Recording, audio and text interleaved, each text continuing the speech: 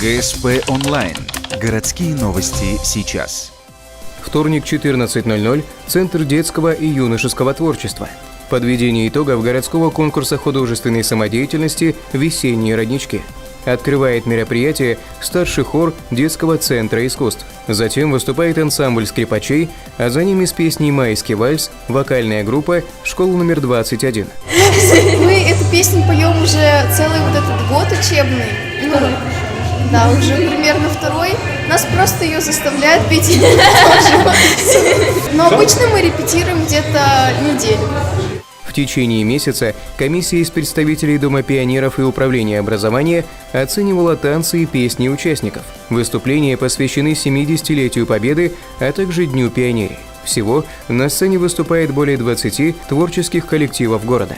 Каждый из них получает грамоты как для руководителей, так и участников. Следующие весенние роднички пройдут уже в 2016 году.